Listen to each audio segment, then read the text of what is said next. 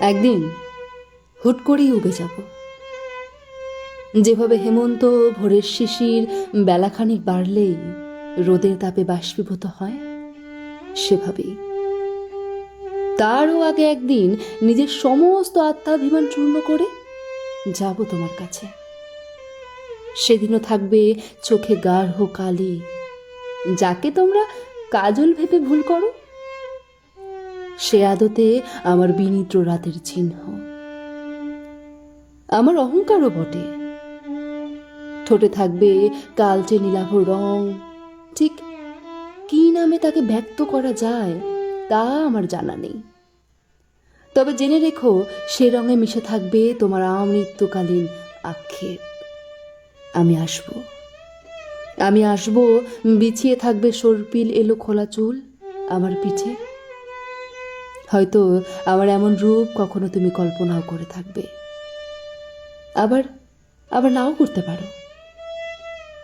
বাইরে বজ্রপাত, তুমি ভাববে আমি বুঝি ভয় পাবো বাজের শব্দে, কিন্তু না, আমি নিজেই ধ্বংসের প্রতিমূর্তি। বিদ্যুতের চমকের সাথে ওই শেষবার তুমি দেখবে আমায়। ভয় পাবে কি বলো? ভয় পাবে কি? পেলেও ক্ষতি নেই।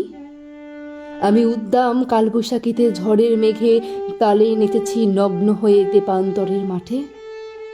সেদিন আমার উন্মাদ প্রায় নাচের ছন্দে মেতেছিল সারা সারা আকাশ, ধরিত্রীর সকল বৃক্ষরাজি। সেই নারী আমি। কাজেই তুমি ভয় পেতেই পারো। তবে আমি শেষবেলায় তোমায় একটা চুমু খাবো, সুদীর্ঘ এক চুমু। যখন তুমি ভয় কাটিয়ে আস্বাদন করবে আমার লালারস, ঠিক তখন আমার সদন্তের ছোবলে কেটে যাবে তোমার ঠোঁটের খানিক অংশ। তাজা রক্তের কয়েক ফোঁটা গাঢ় রঙে, সেটাও ঠিক লাল নয়। আর আমি স্বাদ নেব সেই নোনতা তরলের। তুমি আচ্ছন্ন হবে নেশায়। তোমার ঠোঁটের ওই ক্ষতের দেওয়া আমার কলঙ্ক লেগে থাকবে, আর আজন্মের আক্ষেপ সেটাও। তারপরও আমি আর ফিরেও তাকাবো না তোমার দিকে। কর্পূরের মতো উবে যাব।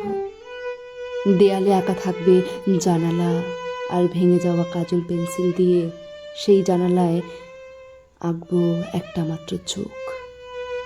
সে সমস্ত কিছু নিশ্চিহ্ন করে দিয়ে আমি চিরবিদায় নেব।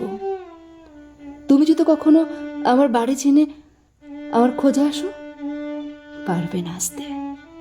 ঠিক যেভাবে মোহিনী গ্রামে নিজের ইচ্ছে যাওয়া যায় না, সেভাবেই আমার দেহাবশেষে ও যাতে কারো হাত না পড়ে, না এসে পৌঁছায়, সে ব্যবস্থাই আমি করব। বাকি জীবনটা ভোর রাতে ঘুমিয়ে কেঁদো তুমি। সকালে যখন ঘুম ভাঙবে, দেখবে চোখের কোণে অশ্রুবিন্দু শুকিয়ে গেছে। এই হবে আমার শ্রেষ্ঠ প্রতিশোধ।